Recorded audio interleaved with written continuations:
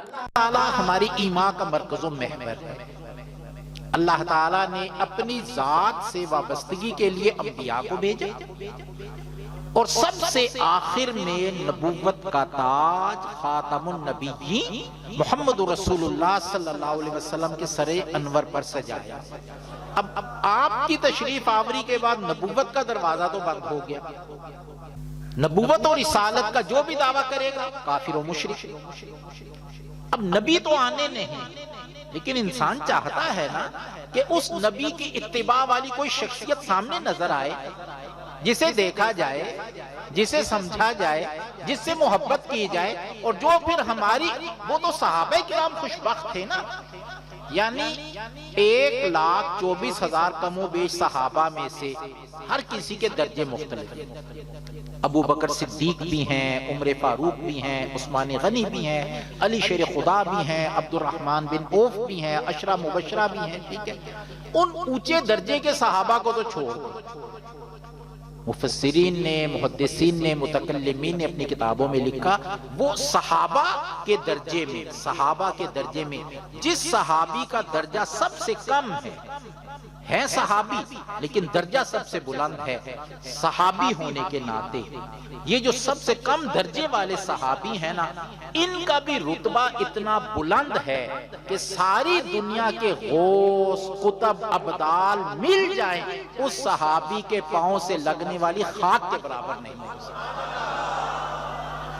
وہ مقدر تو صرف صحابہ کے تھے نا، کہ جنہوں نے آقا علیہ السلام کی تصدیق کی، تاجدار انبیاء صلی اللہ علیہ وسلم کا کلمہ پڑھا اور آقا علیہ السلام پہ پھر فدا ہو گئے، اپنا تن من دھن، ہم تو صرف باتیں کرنے والے ہیں نا، وہ عملی طور پہ تن بھی قربان کرنے والے تھے، من بھی قربان کرنے والے تھے، دھن بھی قربان کرنے والے تھے۔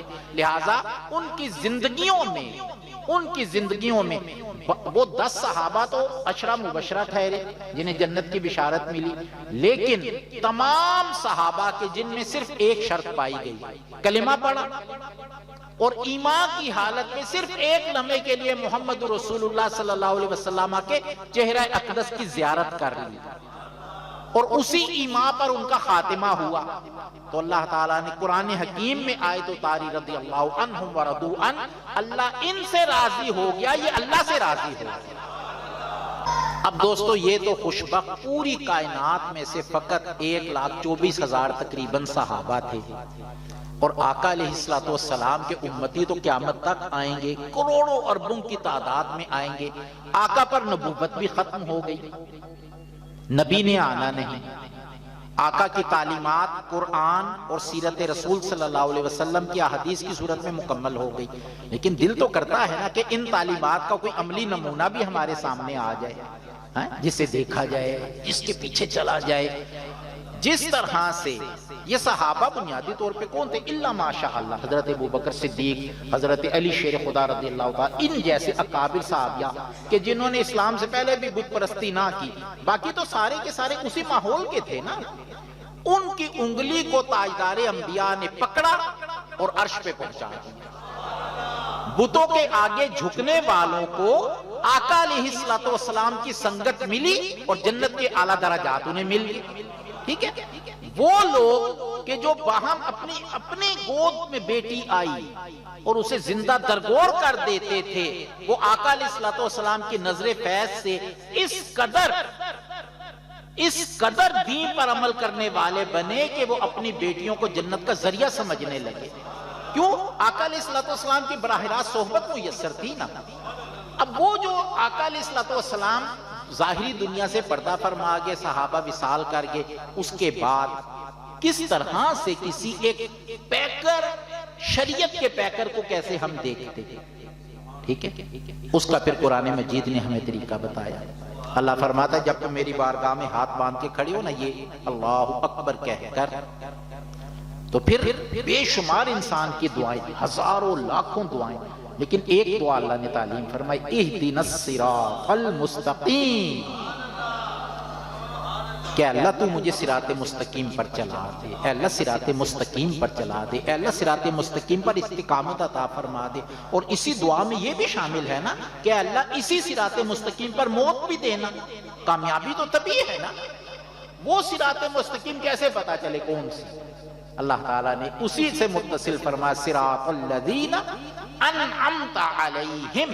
اگر میرے بتائے ہوئے صراط مستقیم پر چلنا چاہتے ہو، اگر محمد رسول اللہ صلی اللہ علیہ وسلم کی سیرت کی اتباع چاہتے ہو، اگر قرآن کی تعلیمات پہ عمل چاہتے ہو، تو پھر مجھ سے مانگو کہ اے اللہ ان لوگوں کا راستہ عطا فرما جن پر تو نے انعام فرمایا. اور اللہ کا انعام کن پر ہوا؟ اللہ تعالیٰ خود فرماتا ہے انعم اللہ علیہم من النبیین والصدیقین والشہداء والصالحین. اللہ نے سب سے زیادہ انعام فرمایا گروہ انبیاء پر، اللہ نے انعام فرمایا صدیقین پر، اللہ نے انعام فرمایا شہداء پر، اور اللہ نے انعام فرمایا صالحین اور اپنے اولیاء.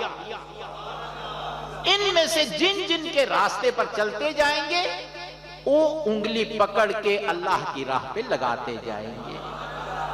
کیوں کہ یہ اپنی مرضی، اگر اپنی مرضی کریں گے نا اور خود کو مرکز و محور بنائیں گے پھر تو شریعت رہی نہیں نا.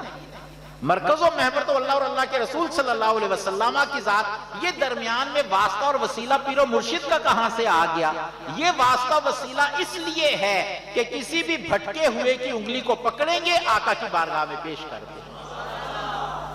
جنہیں راستوں کا نہیں پتا انہیں شریعت کا راستہ بتائیں گے اور اللہ تعالیٰ کی بارگاہ میں انہیں پہنچا دیں گے. دوستو یہ جو اللہ نے ہمیں ایک راستہ بتایا تو ظاہر ہے کہ ہر کسی کی پھر خواہش تو ہوتی ہے نا کوئی اچھا ہاتھ مل جائے، کسی کی ہم غلامی کر لیں. میں دل سے آپ کو مبارک دے رہا ہوں کہ قرآن میرے سامنے کھلا ہے. آپ لوگ خوش بخت ہیں کہ اللہ تعالیٰ نے آپ کو چورا شریف کی نسبت عطا کر دی. اللہ مجھے خوشامد سے بچائے، اللہ مجھے خوشامد سے بچائے. آقا نے فرمایا کہ جو شخص بیجا خوشامد کرے اس کے منہ میں خاک ڈال دو. خوشامد نہیں کر رہا. یہ چورا شریف کی سرزمین، یہ سلسلہ نقشبندیہ کا فیض، اور پھر ان میں سے حضرت صوفی صاحب رحمت اللہ تعالیٰ علیہ کے فیض یافتہ قبلہ سید بدر مسعود شاہ صاحب. میں آپ کو کیا بتاؤں، یہ سامنے بیٹھے ہیں جو یہ سلسلے چلا رہے ہیں قرآن پاک کی تعلیم کا، حدیث پاک کا، تصوف کا، حضرت مجدد پاک کی تعلیمات کا. یہ کہیں ملتی ہی نہیں ہے مثال. اور ابھی یہ جو کچھ میں آپ کے سامنے اللہ کی توفیق سے عرض کرنے لگا ہوں نا، یہ میں نے یہیں پہ آ کے آیات لکھی اور ابھی حضرت صاحب کو پیش کی ہیں. یہ کسی خانقاہ میں آپ کو کوئی مولوی بیان کرتا نظر ہی نہیں آئے گا. وہاں پہ یا تو خانقاہ کے قصیدے یا پیر صاحب کی تعریفیں، اس کے بعد تیسری بات کوئی نہیں ملے گی.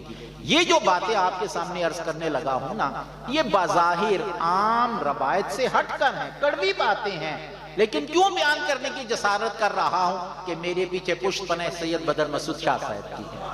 ہاں وہ فرماتے ہیں حافظ صاحب آپ کریں نا بیان، آپ کیوں نہیں کرتے؟ اور میں نے عرض کیا حضور موضوع کون سا رکھو، فرمانے لگے، میں نے عرض کیا نا فکر آخرت. فرمانے لگے آج کے دور کی ضرورت ہے ہماری خانقاہوں سے فکر آخرت کا پیغام دیا جائے. جی یہ ایسی پیری مریدی کس کام کی، ایسی پیری مریدی کس کام کی؟ ہمارے وہاں میں بڑے بڑے مارٹس ہیں، گیلانی مارٹ ہے، مون مارٹ ہے، میکس مارٹ ہے، فلاں فلاں.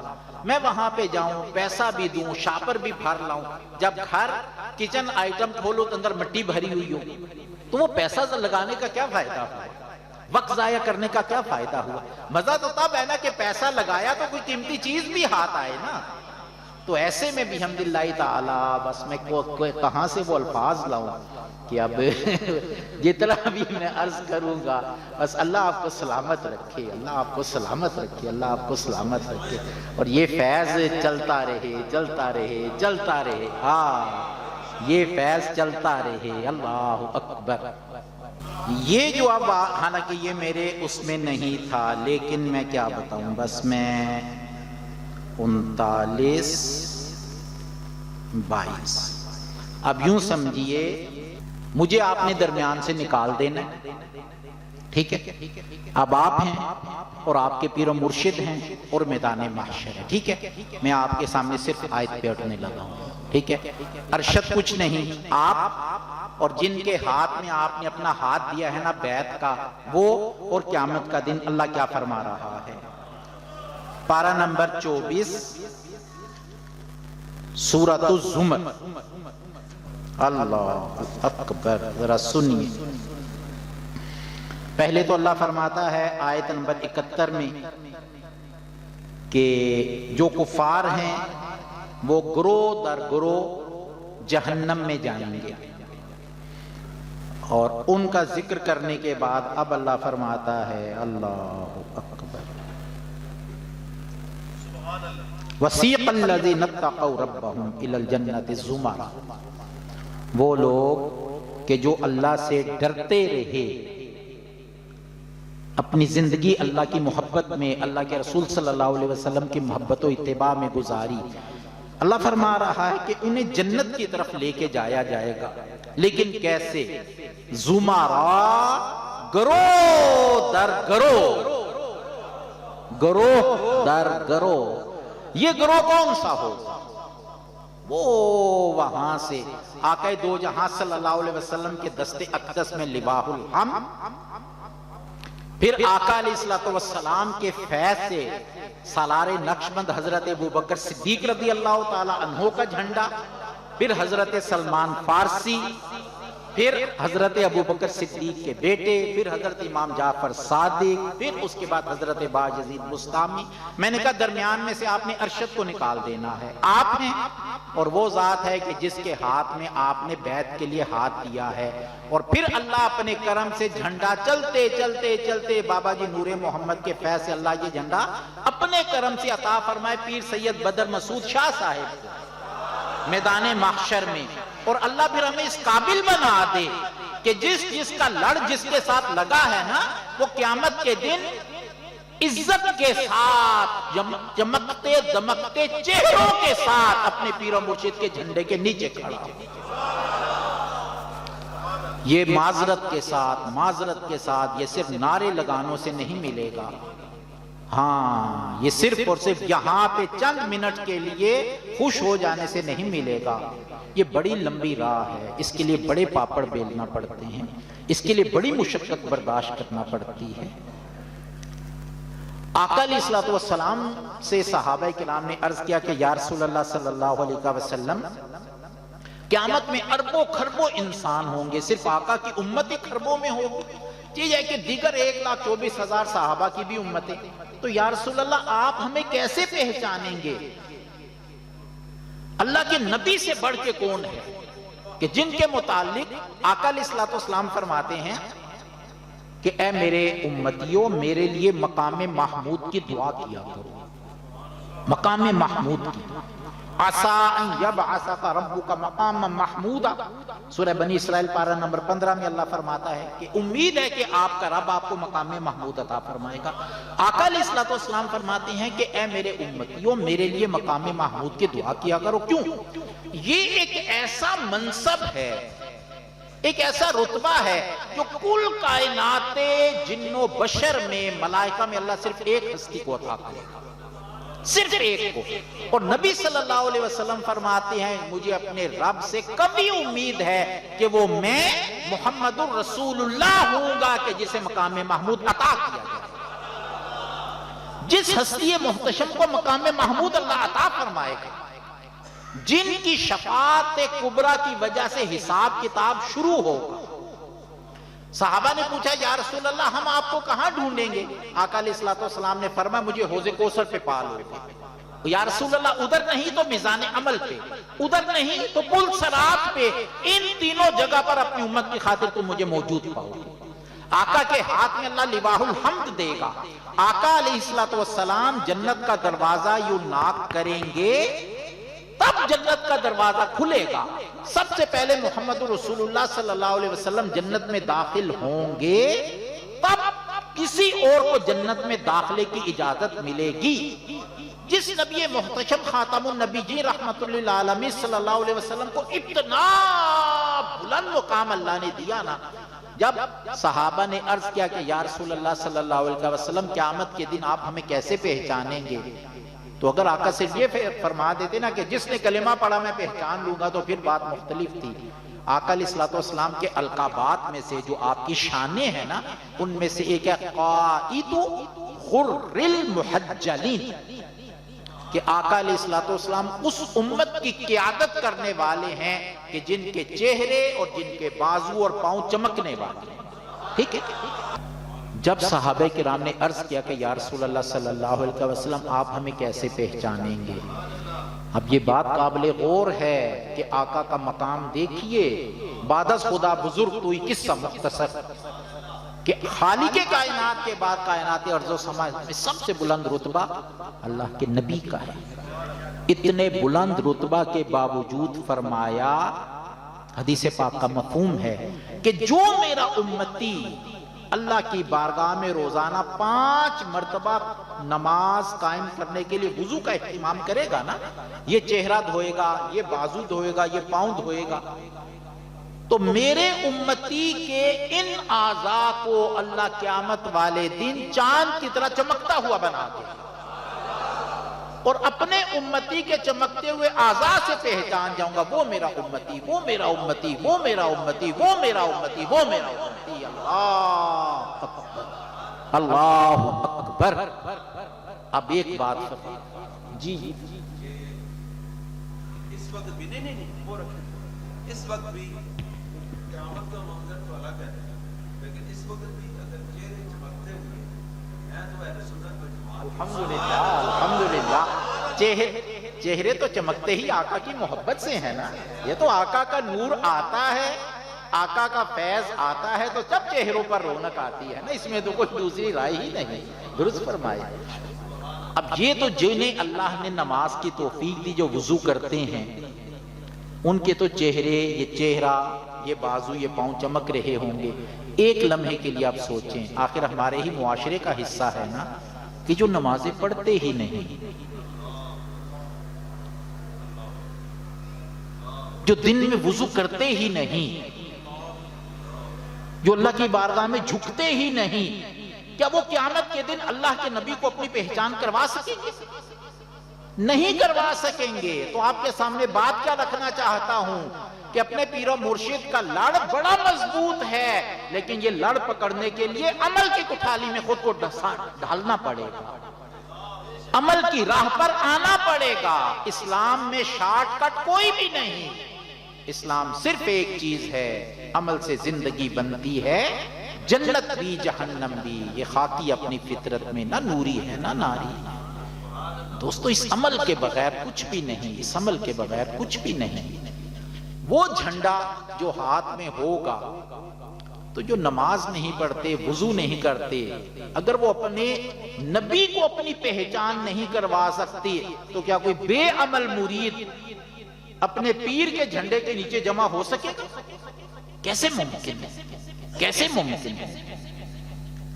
اس لیے نسبتیں بہت اچھی، بہت اچھی، بہت اچھی، لیکن ان نسبتوں کے ساتھ عمل سے ہم پہلو تہی نہیں کر سکتے. آقا علیہ الصلوۃ والسلام سے بڑھ کر کسی کی نسبت ہو سکتی ہے؟ باقی زندگی تو چھوڑ دیجئے. امام حسن رضی اللہ تعالیٰ عنہ، امام حسین رضی اللہ تعالیٰ عنہ ابھی شیرخوار بچے ہیں، ماں کی گود میں ہیں، دودھ پینے والے ہیں. ابھی تو نہ نماز ان پر لازم ہوئی، نہ روزہ، نہ حج، نہ زکوٰۃ، کیونکہ ابھی ہیں ہی نابالغ اور ابھی گود میں ہیں. اور آقا علیہ الصلوۃ والسلام نے ارشاد فرما دے ان الحسن والحسین سیدا شباب اہل الجنہ، کہ میرا حسن اور میرا حسین جنتی نوجوانوں کے سردار ہیں. تو جنت کی بشارت وہ بچپن میں مل گئی تو یا اس بشارت کے بعد یہ جنتی نوجوانوں کے سردار نمازوں کو چھوڑ بیٹھے تھے، رزق حلال نہیں کماتے تھے، نعوذ باللہ من ذالک، پھر سچ نہیں بولتے تھے، پھر اپنے ماں باپ کا حق ادا نہیں کرتے تھے، پھر نعوذ باللہ ثم نعوذ باللہ. فقط سمجھانے کی خاطر کہہ رہا ہوں کہ ان کی زبانوں پہ گالیاں آ گئی تھیں. کیا وہ معاملات میں بددیانتی کرتے تھے؟ کیا وہ جھوٹ بولتے تھے؟ جنت کی تو بشارت مل گئی نا، تو کیا عمل چھوڑ دیا؟ نہیں، عمل نہیں چھوڑ، عمل چھوڑ ہی نہیں سکتے، عمل چھوڑ ہی نہیں سکتے. عمل چھوڑ دیا آگے گڑا ہے تباہی کا. عمل چھوڑ دیا اللہ کی ناراضگی ہے.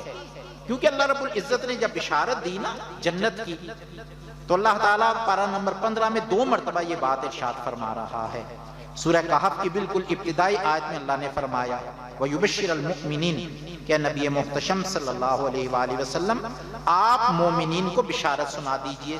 سورہ کہف کی آیت نمبر 2. اب وہ بشارت کیا ہے؟ اَنَّ لَهُمْ أَجْرًا حَسَنًا کہ ان کے لیے بہت عمدہ جزا ہے. مَا کِسِینَ فِیہِ أَبَدًا اور وہ وہاں اس جنت میں ہمیشہ رہیں گے. یہ تو بشارت ہو گئی، لیکن یہ بشارت ملی کیسے؟ یہ میرے اور آپ کے لیے لاہ عمل ہے.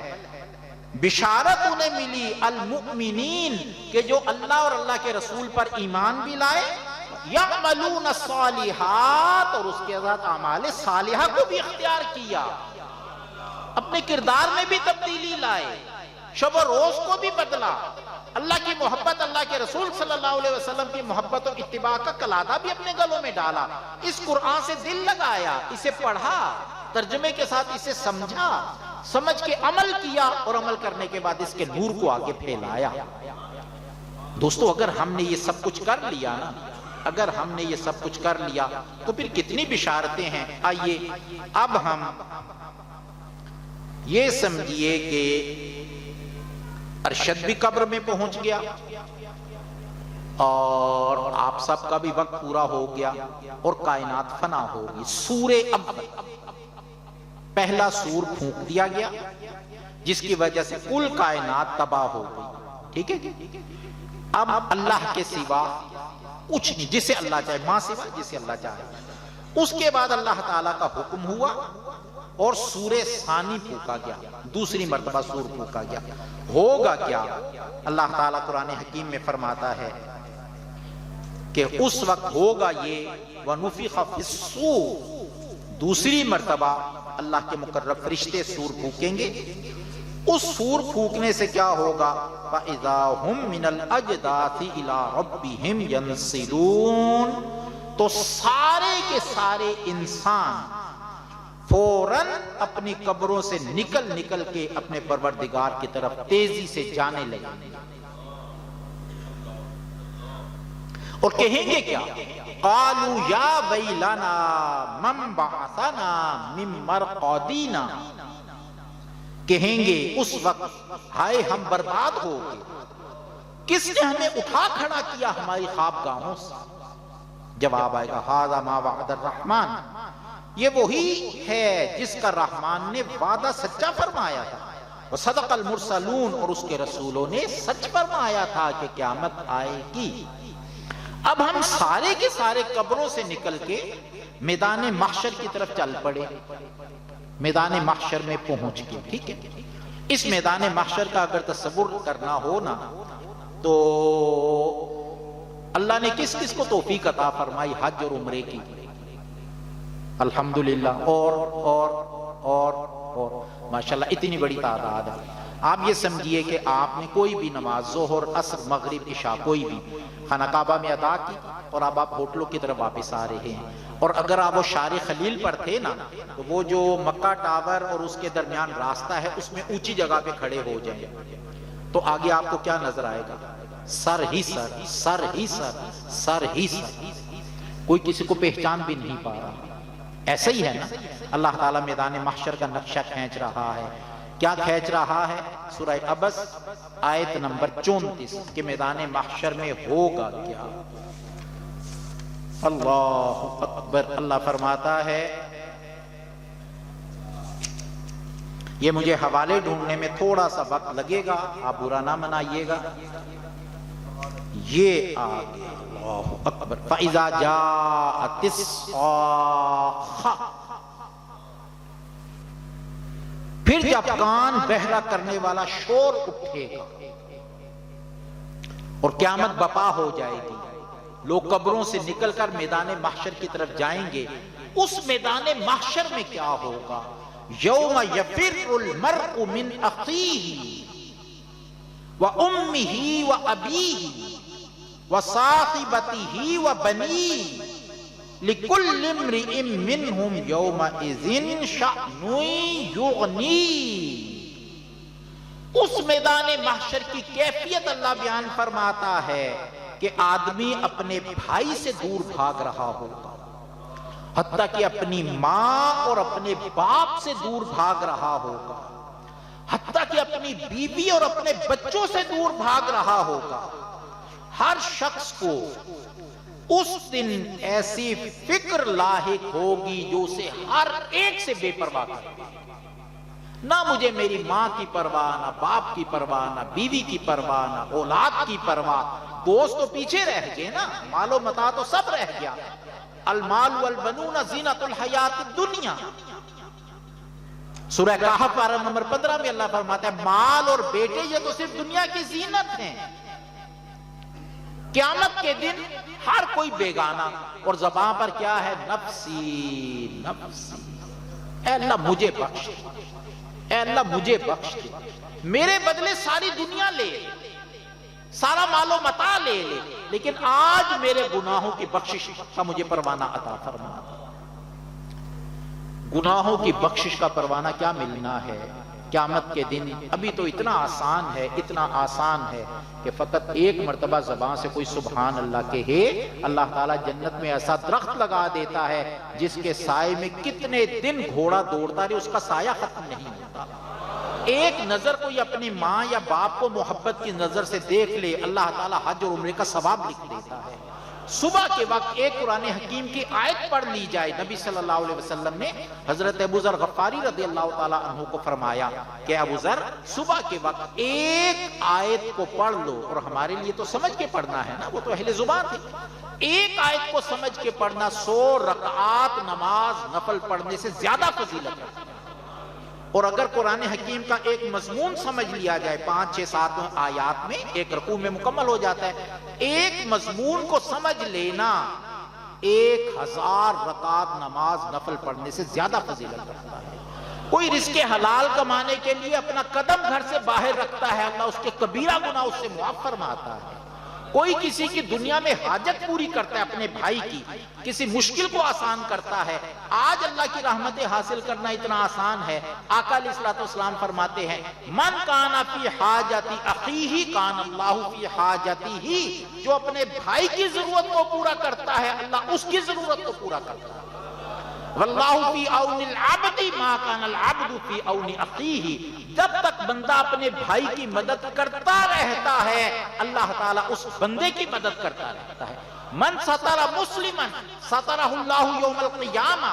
جس نے دنیا میں اپنے بھائی کے پردوں پر عیبوں پر پردہ ڈالا، جس نے دنیا میں کسی کی عیب پوشی کی، عیبوں کو اچھالا نہیں، جھوٹے بہتان نہ لگائے، عزتوں کو پامال نہ کیا، اللہ کا وعدہ ہے اے میرے بندو تم دنیا میں اپنے بھائیوں کی عزتوں کو سلامت رکھو، کل میدان محشر میں میں تمہارے عیبوں کو چھپا دوں گا.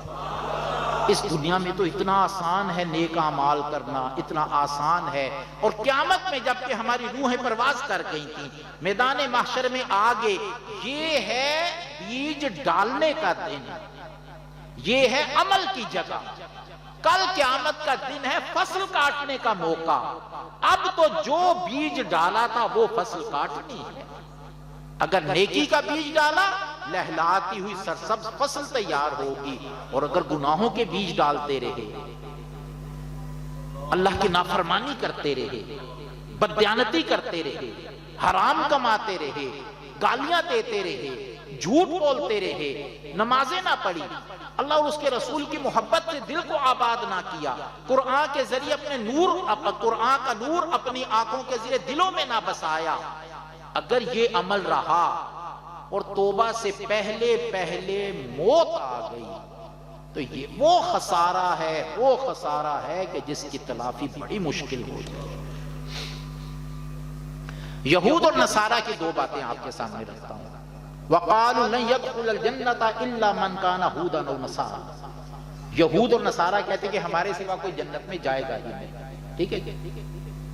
اسی کے ساتھ ساتھ وہ کہتے کہ ہم چند دن وَقَالُوا لَن تَمَسَّنَا النَّارُ إِلَّا أَيَّامًا مَّعْدُودَةً، چند دن ہمیں دوزخ کی آگ چھوئے گی اور پھر جنت ہماری، جنت کی نعمتیں ہماری. ہم چاہے جو کچھ مرضی کریں، نافرمانی کریں، سرکشی کریں، بدکرداری کریں، انبیاء کی بے ادبی اور گستاخی کریں، اللہ کی کتابوں کو تبدیل کر دیں، نہیں جنت ہماری.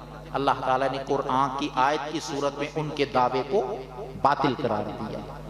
اللہ نے دو باتیں کہیں، اہل کتاب کو، یہود اور نصارہ کو بعد میں خطاب کیا، اور امت محمد صلی اللہ علیہ وسلم کو پہلے خطاب کیا۔ پارہ نمبر 5 سورہ نساء، لیس بامانیکم ولا امانی اہل الکتاب، اے میرے محبوب محمد رسول اللہ صلی اللہ علیہ وسلم کی امت، نہ تو تمہاری جھوٹی خواہشات پہ تمہیں نجات ملے گی، نہ اہل کتاب کے جھوٹے دعووں پر انہیں نجات ملے گی۔ نجات کا انحصار اللہ کی بندگی، اللہ کے رسول صلی اللہ علیہ وسلم کی اتباع اور قرآن کے نور کو دل میں بسا لینا ہے۔ اگر کوئی یہ دنیا میں نہ کر سکا تو قیامت کے دن تو ایک نیکی کے لیے ترستا رہے گا اور اسے کوئی نیکی دینے کے لیے تیار نہیں ہوگا۔ اب ہم میدان محشر میں پہنچ گئے، ہر کوئی نفسہ نفسی میں مبتلا ہے۔ اب کھڑے کیسے ہوں گے ذرا میری طرف دیکھیے گا، یہ دیکھیے، یہ جیسے میں آپ کے سامنے یہ کھڑا ہوں اس طرح سے، یوم یقوم الناس لرب العالمین، اللہ فرماتا ہے ہر شخص میدان محشر میں اس طرح سے اللہ کی بارگاہ میں کھڑا ہوگا، تنہا۔ اللہ دو جگہ فرماتا ہے وَلَقَدْ جِئْتُمُونَا فُرَادَىٰ كَمَا خَلَقْنَاكُمْ أَوَّلَ مَرَّةٍ، کہ لوگوں جیسے میں نے تمہیں دنیا میں تنہا پیدا کیا تھا، کل میدان محشر میں میری بارگاہ میں تنہا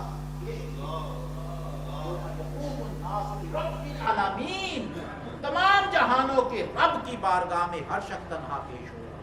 یہ تنہا پیش ہونا ہی کافی تھا۔ مزید نبی دو جہاں صلی اللہ علیہ وسلم فرماتے کہ ہر کسی کے دونوں پاؤں کو زمین شکنجوں کے ساتھ جکڑ، اس طرح سے جیسے شکنجا لگ جاتا ہے، اور آقا علیہ الصلوۃ والسلام نے فرمایا اس وقت تک کسی بھی انسان کے پاؤں کو زمین نہیں چھوڑے گی جب تک کہ 5 سوالوں کے جواب نہیں دے گی۔ وہ سوال کیا ہیں؟ آقا علیہ الصلوۃ والسلام فرماتے ہیں پہلا سوال یہ ہوگا کہ اپنی زندگی کیسے گزاری، دوسرا سوال زندگی میں سے خاص طور پہ جوانی کیسے بسر کی، تیسرا سوال مال کیسے کمایا۔ یہ نہیں اللہ پوچھے گا کتنا کمایا، ہرگز نہیں پوچھے گا، ہرگز نہیں پوچھے گا۔ اللہ صرف یہ پوچھے گا 10 روپے کمائے یا 10 کروڑ کمائے، مجھے یہ حساب دو کہ کمایا کیسے تھا، ذرائع حلال تھے یا حرام، سچ بول کے یا جھوٹ بول کے، دیانتداری اختیار کر کے یا بددیانتی کر کے، وعدے کو پورا کر کے یا وعدہ خلافی کر کے، کیسے کمایا۔ اور چوتھا سوال جو کمایا خرچ کہاں کیا۔ اور 5واں سوال حضرت صاحب سے گزارش کروں گا بابا جی کی بارگاہ میں جا کے نا میرے لیے عرض کیجیے گا، بڑا بے عمل اللہ میرا بڑا بے عمل، من آنند تو من کا، جب ادھر اتنی عزتیں ملتی ہیں نا تو میں کہتا ہوں کہ بنے گا تو میدان محشر، کیا بنے گا میدان۔ 5واں سوال ہوگا کہ بندے یہ بتا کہ جو علم حاصل کیا تھا اس میں عمل کتنا کیا۔ دوستو یہ کرائیٹیریا ہے قیامت کے دن کامیابی کا۔ اگر آج اس کی تیاری نہ کی اور بغیر تیاری کے قبر میں چلے گئے اور میدان محشر میں اللہ کی بارگاہ میں پیش ہو گئے تو بنے گا کیا؟ ادھر تو اللہ نے فرما دیا ماں بھی قریب نہیں آئے گی۔ ابھی جب میں پہنچا ہوں نا تو میں نے امی کو اپنی فون، امی جی میں پہنچ گیا ہوں، ماں کی ایک ہی دعا تھی، پتر اللہ تینوں خیری نال واپس لے آوے، پتر اللہ تینوں خیری نال واپس لے آوے۔ کبھی میں لیٹ ہو جاؤں نا تو اگر وائف بھی سو جائے تو ماں میری جاگ رہی ہوتی ہے، کبھی مجھے زکام ہو جائے، میرا تجربہ ہوا، میری وائف بھی نہ پہچان سکی کہ مجھے نزلہ ہے۔ امی کے سامنے جیسے ہی گیا نا امی نے فوراً کہا ارشد تینوں زکام ہو جاتا ہے۔ جو آج ماں صرف چہرے کو پڑھ لیتی ہے نا، کل قیامت کے دن وہ بھی قریب نہیں آئے گی، باپ بھی قریب نہیں آئے گا، مال تو سارے کا سارا ادھر ہی رہ جانا ہے۔ اولاد نے کیا کام آنا، کون سی کوٹھیاں، کون سا کاروبار، کون سا بینک بیلنس، سب کچھ جب ادھر ہی رہ جائے گا تو پھر کام کیا آئے گا۔ دیکھیے اللہ تعالیٰ فرما رہا ہے اسی قرآن پاک میں 84 سال، اب حساب کتاب شروع ہو گیا اور معاملہ آ گیا ہے اب نامہ اعمال، صحیح عقیدے کے ساتھ، سچی محبت کے ساتھ اللہ اور اس کے رسول کی رضا کے لیے اخلاص کے ساتھ، ریاکاری نہ ہو، ریاکاری تو شرک ہے، اس کی تو کوئی معافی ہی نہیں نا، دکھلاوے کے لیے عمل کیا جائے۔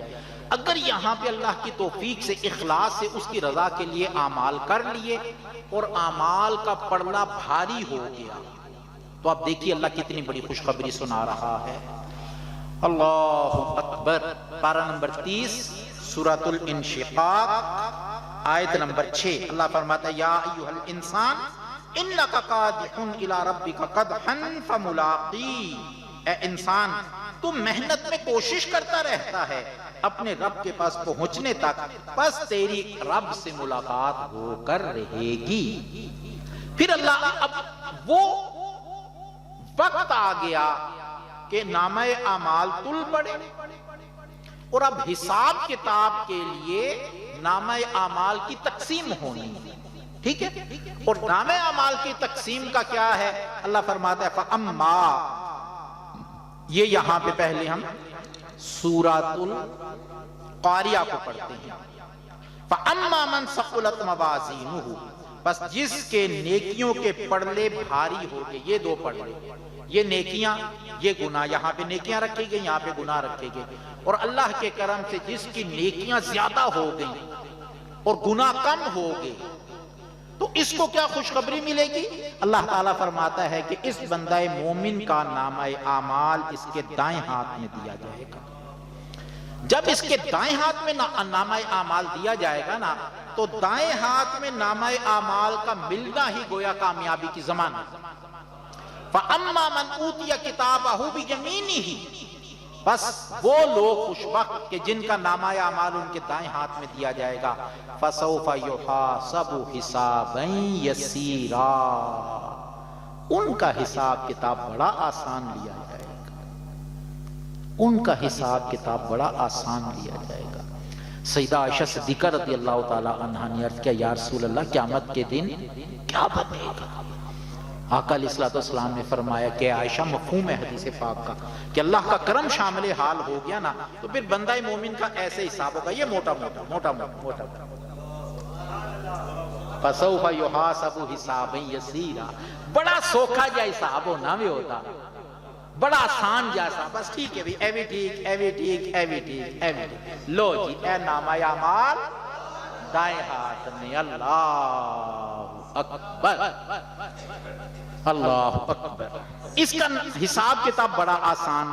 اب یہ نامہ اعمال مل گیا، اور اب آتے حدیث پاک کی طرف اور قرآن پاک کے ایک اور مقام کی طرف۔ ہم میں سے ہر کوئی بھی الحمدللہ تعالیٰ اسکول کالجوں میں پڑھتا ہے نا، اور پہلے ہمارے دور میں 31 مارچ کو رزلٹ آتا تھا، جیسے ہی رزلٹ آیا فرسٹ سیکنڈ تھرڈ پوزیشن والے کیا کرتے تھے؟ او میرا رزلٹ آ گیا، میں نے فرسٹ پوزیشن لے لی، میں نے اسکول کو ٹاپ کر لیا۔ راہ سے گزرتے ہوئے کوئی جاننے والا ہے یا نہیں؟ انکل میں فرسٹ آیا ہوں، انکل مجھے یہ ٹرافی ملی ہے، انکل مجھے سرٹیفکیٹ ملا، یہی ہے نا؟ اللہ اکبر۔ اللہ 100% یہ نقشہ قیامت کا کھینچ رہا ہے۔ اللہ فرماتا ہے کہ جس کا نامہ اعمال دائیں ہاتھ میں دیا جائے گا، فَيَقُولُ هَاؤْمُ اقْرَءُوا کِتَابِیَہ، اے لوگو یہ دیکھو میرا نامہ اعمال، اللہ مجھ سے راضی ہو گیا، لوگو اللہ مجھ سے راضی ہو گیا۔ اللہ انی ظننت انی ملاق حسابیہ، وہ بندہ کہے گا مجھے یقین تھا کہ میں نے ایک دن اپنا حساب کتاب اللہ کے حضور دینا ہے۔ فَهُوَ فِي عِيشَةٍ رَاضِيَةٍ، اللہ اسے من پسند زندگی دے دے گا۔ واہ واہ واہ واہ واہ، ایسی من پسند زندگی اس کا پھر فرشتے استقبال کریں گے، جنت کے ہار لے کے اس کے گلے میں ڈالے جائیں گے، جنت کو اس کے لیے مزین کیا جائے گا، حوریں اس کا استقبال کریں گی۔ اور وہ جو محلات ہوں گے، ہم جو اپنے گھروندے، اپنے گھر، اپنے محل بناتے ہیں اینٹوں سے اور سجاتے ہیں ٹائلوں سے، اور جنت کا ہر محل ہیرے، جواہرات اور یاقوت کا بنا ہوا، وہاں پہ چار جنت میں نہریں بہ رہی ہیں، ٹھنڈے میٹھے پانی کی نہر، خالص دودھ کی نہر، شہد کی نہر، اور ایسی شراب طہور کی نہر کہ جسے پی کے لذت آئے گی، دماغ میں خلل واقع نہیں ہوگا۔ اور جنت کے اللہ فرماتے ہیں پھل بالکل تیار ہو چکے ہیں. قطوفها دانیہ کلوا واشربوا ہنیئا بما اسلفتم فی الایام الخالیہ. اے میرے بندے، دنیا میں جو تو میری رضا کے لیے، جب میں نے تجھے صحت دی، وقت دیا، طاقت دی، ہمت دی، تجھے ایمان دیا، تو جو میری رضا کے لیے اعمال کرتا رہا نا، ان کی جزا کے طور پہ آج ان پھلوں سے لذت لیتا ہے. ہر طرح کے پھل، ہر طرح کی نعمتیں، یہ تو ہے معاملہ ان کا جنہیں دائیں ہاتھ میں دیا گیا اعمال نامہ. وَيَنْقَلِبُ إِلَىٰ أَهْلِهِ مَسْرُورًا، اپنے گھر والوں کی طرف بڑا خوشی خوشی آئے گا، بڑا خوشی خوشی آئے گا. اور آخری بات، وَأَمَّا مَنْ أُوتِيَ كِتَابَهُ وَرَاءَ ظَهْرِهِ، نعوذ باللہ من ذالک، نعوذ باللہ من ذالک، نعوذ باللہ من ذالک. اللہ ہمیں ان میں سے نہ کرے جن کے نیک اعمال کم ہو گئے اور گناہ بہت زیادہ بڑھ گئے نا، فرشتے ان کا نامہ اعمال لے کر آئیں گے ان کو بائیں ہاتھ میں دینے کے لیے، جو علامت ہوگی کہ تم ناکام ہو. مفسرین نے لکھا ہے کہ جب انہیں پتا چلے گا نا کہ ہم تو ناکام ہو گئے، وہ اپنا ہاتھ یوں پیچھے کر لیں گے، ہم نہیں لیں گے. ٹھیک ہے، اللہ فرما رہا ہے وَأَمَّا مَنْ أُوتِيَ كِتَابَهُ وَرَاءَ ظَهْرِهِ، کہ جن کا نامہ اعمال ان کی پشت کے پیچھے سے ان کے ہاتھ میں پکڑایا جائے گا. ناکام ہو گئے نا، نیکیوں کا ذخیرہ جمع نہ کیا. فَسَوْفَ يَدْعُو ثُبُورًا، تو وہ چلائے گا ہائے میری موت، ہائے میری موت. وَيَصْلَىٰ سَعِيرًا، اور اسے بھڑکتی ہوئی آگ میں ڈال دیا جائے گا. اِنَّهُ كَانَ فِي أَهْلِهِ مَسْرُورًا، وہ اپنے اہل و عیال میں بڑا خوش رہتا تھا، حرام کما کما کے خوش ہوتا تھا، انواع و اقسام کے کھانے کھا کھا کے لذتیں لیتا تھا، جھوٹ بول بول کے اپنا اسے بڑا کاروبار کا ایک کامیابی کا گر سمجھتا تھا، وعدہ خلافیاں کر کر کے سمجھتا تھا کہ میں نے تو بڑا کمال کر لیا. قرآن کے لیے کبھی وقت ہی نہ نکلتا تھا، اللہ کی بارگاہ میں جھکنے کے لیے کبھی یہ سر بسجود ہوتا ہی نہ تھا. دنیا میں بڑا خوش تھا، لیکن آج حالت یہ ہے اِنَّهُ ظَنَّ أَن لَّن يَحُورَ، وہ یہ گمان کرتا تھا کہ شاید اللہ کی بارگاہ میں لوٹ کر کبھی بھی نہیں آئے گا. لیکن ایسا نہیں، لیکن ایسا نہیں. یہ سب کچھ اتنی تفصیل سے قرآن بیان کرنے کے بعد اب اللہ تعالیٰ نے اس دنیا میں مجھے اور آپ کو جو مواقع عطا کیے نا، کہ اللہ اپنے بندوں کے ساتھ تعلق رکھتا کیسے ہے. سورۃ البروج آیت نمبر 14، اللہ تعالیٰ کی بے شمار شانیں ہیں نا. اب ہم آ رہے، پہلے ہم نے بیان کیا بڑوں کی نسبت کتنا فائدہ دیتی ہے، پھر ہم آئے میدان محشر کی طرف. اب ہم اس آخری موضوع کی طرف آ رہے ہیں کہ میدان محشر میں اللہ کی رحمت ملتی کیسے ہے. اللہ فرماتے ہیں وَهُوَ الْغَفُورُ الْوَدُودُ، لوگوں جسے تم نے اپنا خالق و مالک مانا ہے نا، وہ بڑا بخشنے والا، بڑی محبت کرنے والا،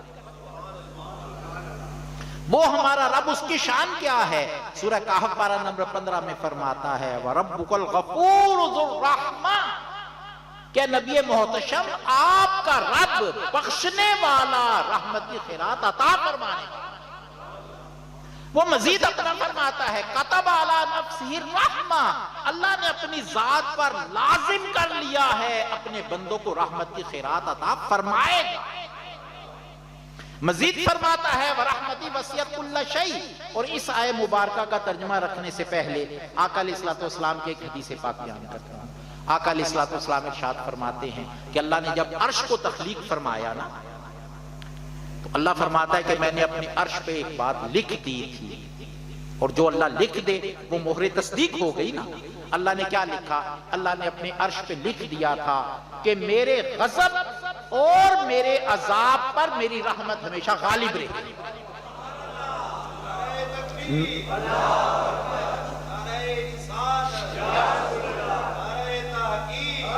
میرے غضب اور میرے عذاب پر میری رحمت ہمیشہ غالب رہے گی.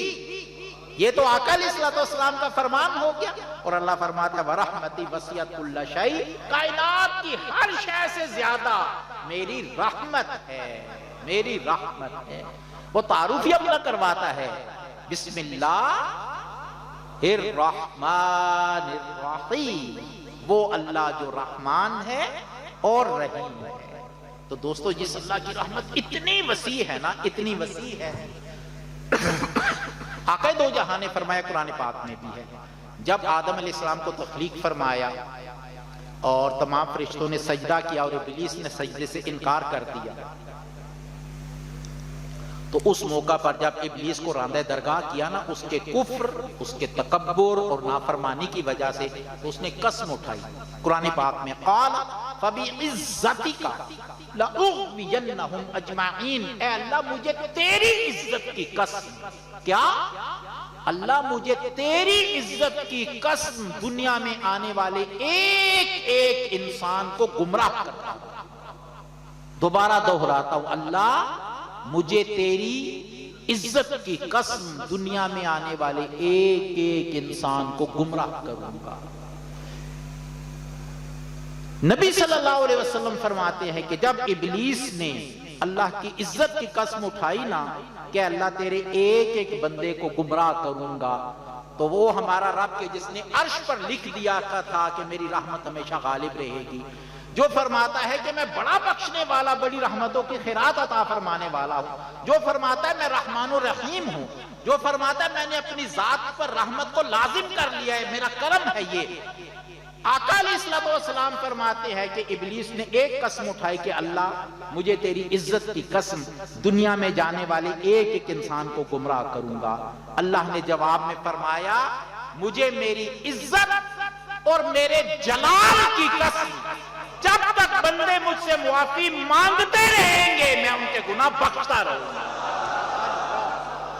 اللہ اکبر، اللہ اکبر، مجھے میری عزت اور میرے جلال کی قسم جب تک میرے بندے مجھ سے معافی مانگتے رہیں گے میں ان کے گناہ بخشتا رہوں گا، بخشتا رہوں گا، اور ایسے بخشوں گا کہ یہ فرشتے نے لکھے تھے نا ادھر نامہ اعمال میں گناہ، اللہ فرماتا ہے ایسے بخشوں گا۔ آقا نے فرمایا التائب من الذنب کمن لا ذنب لہ، کہ گناہوں سے سچی توبہ کرنے والا ایسے ہوتا ہے گویا اس نے گناہ کبھی کیا ہی نہیں۔ بخشش ہو تو ایسی، بخشش ہو تو ایسی، واہ، بخشش کا مزہ بھی آئے۔ اور یہاں سے آپ میں سے کون کون کمپیوٹر کو آپریٹ کر لیتے ہیں؟ ایم ایس آفس کو، ٹھیک ہے نا جی، ایم ایس آفس میں ایک کمانڈ ہے کنٹرول اے، سارا سلیکٹ ہو جائے گا، اس کے بعد ڈیل کو پریس کیا اور انٹر پریس کیا، کیا ہوگا؟ سارا ڈیلیٹ ہو گیا نا۔ تو اگر انٹر پریس کے ڈیلیٹ کو پریس کریں، انٹر اور ڈیل ملا کے، وہ وہاں پہ ریسائیکل بن میں بھی نہیں جائے گا، فار ایور ڈیلیٹ ہو جائے گا۔ اللہ فرماتا ہے بندے تو سچی توبہ لے کر آ، میں تیری توبہ ایسے قبول کروں گا کہ وہ گناہ فرشتوں کو بھی پتہ نہیں چلے گا کہ ہم نے کبھی لکھے بھی تھے یا کہ نہیں۔ سارے گناہ معاف کر دوں گا، سارے گناہ معاف کر دوں گا۔ اور مزید آئیے اس کی رحمت کی طرف، آقا علیہ السلام فرماتے ہیں، اللہ فرماتا ہے حدیث قدسی کہ میرے بندے تیرے گناہ آسمانوں تک پہنچ جائے، کتنے؟ آسمانوں تک پہنچ جائے، اتنے گناہ کر اور پھر میری بارگاہ میں سچی توبہ لے کر آ جا، سارے گناہوں کو معاف کروں گا اور مجھے کوئی فرق بھی نہیں پڑتا، مجھے کوئی فرق بھی نہیں پڑتا، ولا ابالی ولا ابالی، مجھے کوئی فرق بھی نہیں پڑتا۔ ارحم الراحمین جو ہوا، ارحم الراحمین جو ہوا، رحمت للعالمین کا رب جو ہوا، اب یہ معافی ملے گی کیسے؟ اللہ نے وہ بھی بتا دیا، سورہ نساء پارہ نمبر 5، وَلَوْ أَنَّهُمْ إِذْ ظَلَمُوا أَنفُسَهُمْ، کہ میرے نبی محتشم جب آپ کے امتی اپنی جانوں پہ ظلم کر بیٹھے، گناہ کر بیٹھے تو کیا کریں؟ جاؤکا، اے نبی آپ کی بارگاہ میں حاضر ہو جائے، جو آقا کی حیات میں فزیکلی آ جائے، بعد میں دنیا کے کسی کونے میں ہو، اللہ کی بارگاہ میں نبی محتشم کا وسیلہ اور واسطہ پیش کر، آقا علیہ السلام کی بارگاہ کی طرف متوجہ ہوں، اور پھر کیا کریں؟ جاؤ کا فاستغفر اللہ، پھر اللہ سے معافی مانگیں۔ اب بندے کا کام پورا ہو گیا، بندے نے کیا کیا؟ اپنے گناہوں پہ نادم ہوا، گردن کو جھکا لیا، شرمندگی کے آنسو بہا لیے، آقا علیہ السلام کی بارگاہ کی طرف متوجہ ہوا اور اللہ سے معافی مانگی۔ بندہ یہی کچھ کرے گا۔ اب آگے دو کام ہونے ہیں، واستغفر لہم الرسول، اللہ فرماتا ہے اے میرے محبوب اگر آپ کے بھی لب اقدس جنبش کر گئے، اللہ میرا امتی ہے، اللہ میرا کلمہ پڑھنے والا ہے، تو معاف کر دے۔ اللہ فرماتا ہے لَوَجَدُ اللَّهَ تَوَّابًا رَحِيمًا، میں رحمان و رحیم وعدہ کرتا ہوں آئے تھے گناہوں کے انبار لے کر، آئے تھے گناہوں کی گٹھیاں اٹھا کر، سچی توبہ کا ارادہ کیا، ندامت کے آنسو بہائے اور میری بارگاہ میں میرے نبی محتشم کا وسیلہ اور واسطہ پیش کر دیا، اب نہ صرف یہ کہ تمہاری توبہ قبول کروں گا بلکہ رحمت کی خیرات بھی عطا کروں گا۔ لَوَجَدُ اللَّهَ تَوَّابًا رَحِيمًا، ضرور ضرور اللہ کو توبہ قبول کرنے والا اور رحمت کی خیرات پانے والا، رحمت کی خیرات عطا کرنے والا پائیں گے۔ اور حدیث پاک میں آتا ہے کہ جب کوئی بندہ سچی توبہ کرے نا، اللہ اکبر، باپ کی بھی کوئی نافرمانی بیٹا کر جائے نا اور بعد میں 2 4 5 دن کے بعد ممکن ہے والد معاف کر دے، لیکن دل میں رہے گا یار انہیں بڑا گندا کام کیتا سی، انہیں میرا دل دکھایا، ایسا ہی ہے نا۔ لیکن وہ ارحم الراحمین جو ہوا، نافرمانی اس کی احکامات اس کے توڑے، غلط کام جو اس نے کہے تھے، اس نے نعوذ باللہ من ذالک جس سیدھی راہ پہ چلنے کا کہا تھا اس سے ہٹ کے غلط کام کی طرف آگے، اب دل میں ہوا کہ نہیں یار توبہ کرنی چاہیے، تو جب توبہ کر لی نا، سچی توبہ اللہ کو راضی کرنے کے لیے، تو اللہ تعالیٰ ارشاد فرماتا ہے فرشتوں کو، اے میرے فرشتوں میرے آسمانوں کو چراغوں سے روشن کر دو۔ فرشتے عرض کہتے ہیں یا رب العالمین تو نے حکم دیا ہو گیا، سبب اگر تو فرما دے کرم ہوگا۔ اللہ فرماتا ہے یہ آسمانوں کو روشن اس لیے کروا رہا ہوں کہ فلاں جگہ میرے فلاں بندے نے آج سچی توبہ کی ہے، اس کی خوشی میں آسمانوں کو روشن کروا۔ اور یہ آخری آیہ مبارکہ پیش کر کے پھر ختم کروں گا۔ اللہ اکبر، یہ توبہ اتنا بڑا ہم سب کے لیے سہارا ہے، اتنا بڑا سہارا ہے۔ پارہ نمبر 19 سورۃ الفرقان، اس سورہ فرقان کی آیت نمبر 70۔ اس سے پہلے اللہ تعالیٰ نے گناہوں کا ذکر کیا، عذاب کا ذکر کیا، پھر آیت نمبر 70 میں فرمایا الا، ہاں استثناء ہے، ایکسیپشن ہے، من تاب، جس نے سچی توبہ کر لی، وآمنا، اور پھر ایمان لے آیا، وعمل عملا صالحا، اور توبہ کرنے کے بعد جو ابتدا میں نے عرض کیا اعمال صالحہ کو اختیار کر لیا، اللہ کی بارگاہ میں جھک گیا، آقا علیہ السلام کی اتباع اختیار کی، ایک طرف اللہ کی بندگی، دوسری طرف اپنے معاملات کی اصلاح کی کوشش کی۔ اللہ اکبر، اللہ اکبر۔ اللہ تو کبھی اپنے وعدوں کے خلاف نہیں کرتا۔ اللہ کی چند شانیں بیان کرتا ہوں تاکہ یہ سن کے آپ کو مزید لطف آئے۔ اللہ تعالیٰ فرماتا ہے ان اللہ لا یخلف المیعاد، اللہ کبھی اپنے وعدوں کے خلاف نہیں کرتا۔ وہ پارہ نمبر 5 میں فرماتا ہے وَمَنْ أَصْدَقُ مِنَ اللَّهِ قِيلًا، اللہ سے زیادہ کس کا قول سچا ہو سکتا ہے؟ وَمَنْ أَصْدَقُ مِنَ اللَّهِ حَدِيثًا، اللہ سے زیادہ کس کی بات سچی ہو سکتی ہے؟ پارہ نمبر 11 میں فرماتا ہے وَمَنْ أَوْفَى بِعَهْدِهِ مِنَ اللَّهِ، اللہ سے زیادہ کون ہے اپنے وعدوں کو پورا کرنے والا؟ جس کے وعدے سچے، جس کے قول سچے، جس کی باتیں سچی، جو اپنے وعدوں کے خلاف نہیں کرتا، وہ فرماتا ہے اے بندے تو سچی توبہ کر لے، تو ایمان لے آ، تو اعمال صالحہ کو اختیار کر لے، میں رب العالمین وعدہ کرتا ہوں وَأُولَٰئِكَ يُبَدِّلُ اللَّهُ سَيِّئَاتِهِمْ حَسَنَاتٍ، میں تیرے گناہوں کو نیکیوں سے بدل دوں گا، میں تیرے گناہوں کو نیکیوں سے بدل دوں گا۔ بس کچھ پتا نہیں کب موت کا پروانہ آ جائے۔ جب ہم دعا مانگے نا تنہائی میں، کسی بھی مقام، کسی اچھی محفل میں، یہاں اس آستانے پر، تو دعاؤں میں اس دعا کو بھی شامل کرے اے اللہ خاتمہ ایمان پہ فرمانا، موت سے پہلے سچی توبہ دے دینا، یہ سب سے بڑی نعمت ہے۔ اللہ تعالی ہم سب کا خاتمہ بالایمان فرمائے۔ تہ دل سے آپ کا شکریہ ادا کرتا ہوں، یہ فقط آپ کا بڑا پن ہے، یہ فقط آپ کا بڑا پن ہے کہ آپ مجھ ناچیز کو وقت دیتے ہیں اور اپنی شفقتوں سے نوازتے۔ اللہ آپ کو یہ آپ کی ذرہ نوازی، یہ آپ کی ذرہ نوازی۔ وما علینا الا البلاغ المبین۔